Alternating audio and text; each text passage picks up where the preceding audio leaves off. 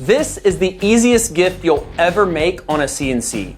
All it takes is a single bit and about 15 minutes, and you'll have a gift that everyone will be talking about. Today's CNC project is one that's been around in our family for 30 plus years. It makes a great gift for the person who has everything, and honestly, it's one of my favorite things my dad has ever given me. Welcome to the CIC Workshop Kit of the Month, the Classic Game Box. This kit will include everything you see here, which is a set of 6x professional grade dominoes. These are bigger than your standard ones, not your cheapies. 2 decks of bicycle playing cards, and if you ever played with bicycle playing cards, those are the ones you can just slide and they keep on sliding. They are awesome. It's going to have 6 dice. You're going to have the barrel hinges. Right here, you're going to get 2 barrel hinges and a tiny screwdriver to tighten up a certain screw on that barrel hinge, and also a latch and the hardware, plus a digital file, plus a commercial license, and it will be actually optional this time to include the material or the hardware. So if you want to use just the hardware, the dice, the dominoes, all that good stuff on your own and use your own material, cool. Or if you want to use our material and the hardware, that's going to be an option as well. This kit is probably the best value we've ever done, and I'm excited to show you how we're going to make it. Let's go. This is my dad, AKA Pops, AKA Tommy. And this is my son, Ryan. Y'all probably all know him. He's the brain of the outfit. Yep. At least he thinks he is. All right, Dad, tell me what this is and how old it is. This is the jig that I used to make the domino The game very box set. first version of this domino game box. Right. How many years ago? Probably 25 years. And you used to just take that, hammer it onto a 1x12, and then use a standard router with a Standard handheld router. Yep. But now we're modernized. So we'll be using a 2-foot by 1-foot piece of Bamex using a center origin. We're only going to use a single bit to cut everything out. The bit we're using to cut everything out is going to be this 1/4-inch chip breaker compression. And the first thing we're going to be cutting out is the holes for the barrel hinges. And why that's important, Dad will explain right after we cut them. This is the digital file you'll receive. It's available in VCarve Pro, and it is also available in Carbide Create as well. Now this digital file is pretty simple, and I'm gonna walk you step by step through the tool paths real quick. Now, here are our 2 pieces laid out and the corresponding depths that go along with them. And so the first thing we need to do is drill the holes for those barrel hinges, and those holes are going to be 0.45 inches deep, and that's also the very first tool path, followed up with all these instructions right here. Now, as far as the bits go, I'm going to be using a 1/4-inch compression bit right here in the video.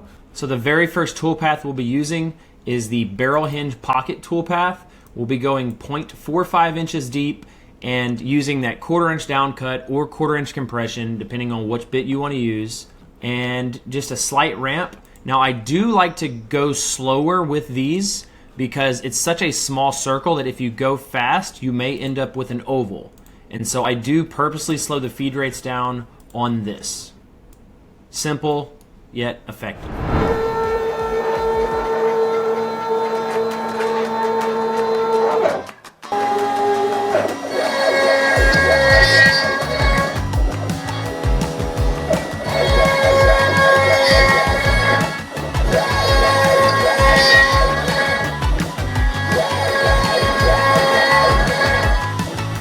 So why we did these pockets first is because barrel hinges are pretty finicky, and so you have to get a really tight fit. So Dad's gonna check the fit real quick, and if it doesn't fit correctly, which is really tight, if it is or if they do not go in, you need to put a negative pocket allowance on there.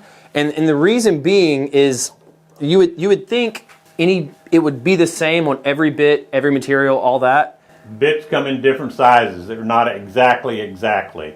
So I'm not going to have this negative pocket allowance in the program because this exact same program on Cherry, these actually fit perfect. But on Bamex, it's a little bit tighter. So it really depends on the bit, the CNC you're using, and the material. So always, always, always, if you're using this kit, cut these out first and check. If it doesn't fit, do a negative pocket allowance and go bigger. Very key. And so if the barrel hinges do not fit, put a negative pocket allowance, and I like going negative 0.05. And what that's going to do is make those holes just a little bit bigger. Just like that. So we just reran it with a negative 0.005 offset. And at first I thought it was a little bit too big because I can actually spin that barrel hinge. And if you're looking for the right fitment, it would be where you can't spin it, but it still kind of goes in there up and down. That's like the perfect fit. But on a barrel hinge, there is a tiny screw right there. And so what that tiny screw does is whenever you screw it down, it's going to open this part up and actually expand it outwards. So now that the hinges fit and we're happy, next up is the pocketing. Now the next 3 tool paths we are going to run are all pocketing tool paths. There's going to be 3 different depths on this box itself. And so I already have all of the corresponding depths grouped for you, and the tool paths laid out just like this if you get V-Carve Pro. If you do not, then they're all labeled right here. And so you could merge all 3 of these tool paths into one by selecting all 3 of them and hitting that merge tool path, but I did separate them for you right here. Now, nothing crazy on these feed rates. You can go faster or go slower. I'm running at 80 inches a minute and 40 on the plunge and 40% on the step over, but you could definitely go 80% on the step over if you want to. Totally up to you. Now, once all 3 of these pocketing tool paths get ran, you should have 3 different depths, and I have those different depths colored right there. And so you're going to have your 0.375, your 0.312, and your 0.50, just like that. Now the last and final tool path is number 5, which is the profile outside, and you're just going to be cutting the depth of your material all the way out with the same bit you used for the previous 2 tool paths. I'm just going 80 inches a minute, 40 on the plunge. Super easy there. I like having tabs here, and that's it. It's relatively simple, super easy, and I have it laid out for you just like this on that digital file.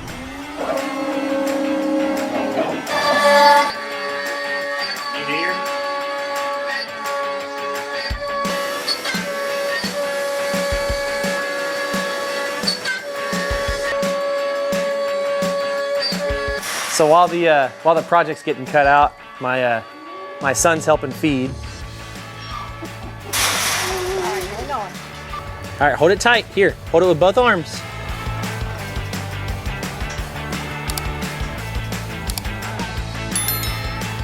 What you think about the moo cow? What sounds a cow make, buddy? He's like, pesty is what we call him, Steve. Let's go see what Dada's cutting, okay?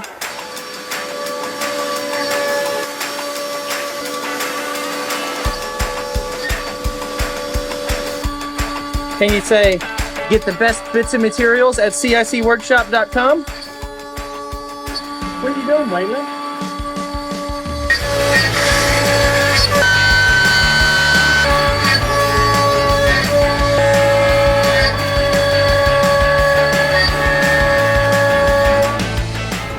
All right, so we got everything pocketed out, and on the digital file, I will have all the depths assigned here.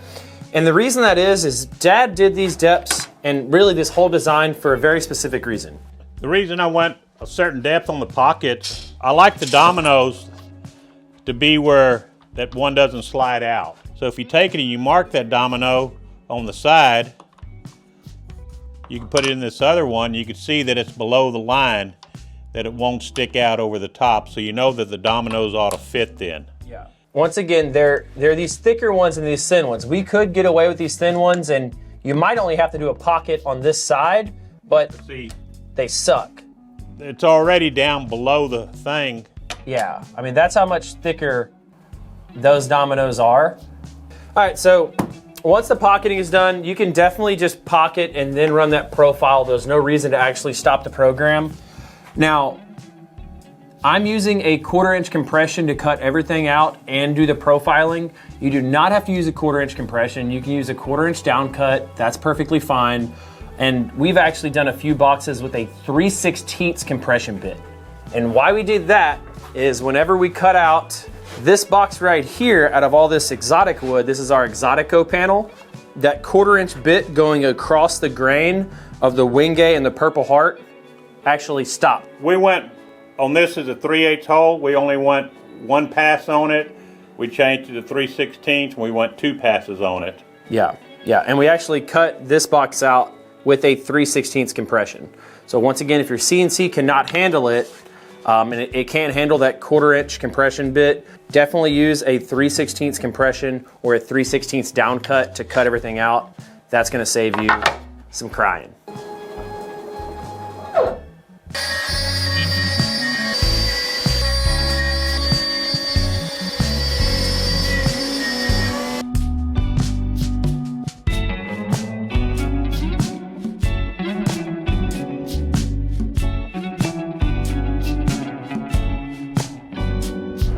This is what it looks like when it comes off the CNC. All we have to do now is just sand it down, put a nice little round over on it, and assemble it. Now, we already have that done on an exotic panel we cut out earlier, like this, and so this is our Exotico panel. Now, when you get these, there is 2 different ways to do it. And so this does fit on a 2 foot by 1 foot panel from CIC Workshop. This way right here, we cut them out long ways. Right? Also cut them out like this, where you turn them and the grain's going that direction as well. But that is the 2 different ways to cut them out.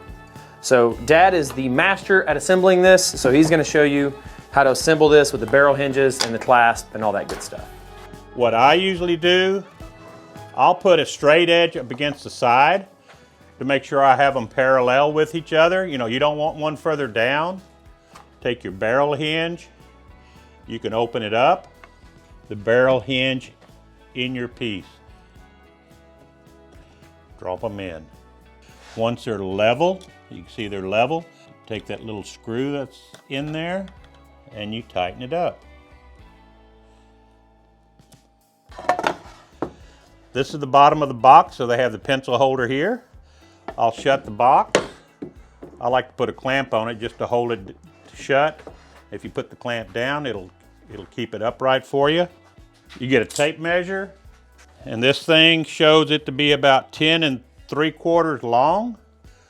So that would be 5 3/8 would be half. So I'd mark it 5 3/8.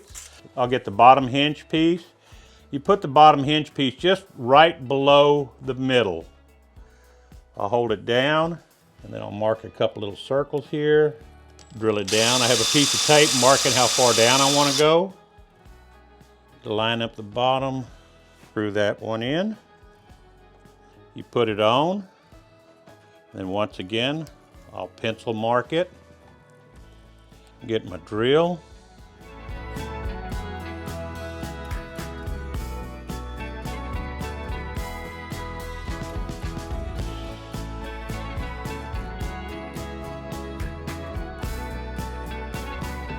The hinge or latch is right on the bottom there. That's why you have to put this first one toward the top. If you put it any lower, then it would go further down than the bottom.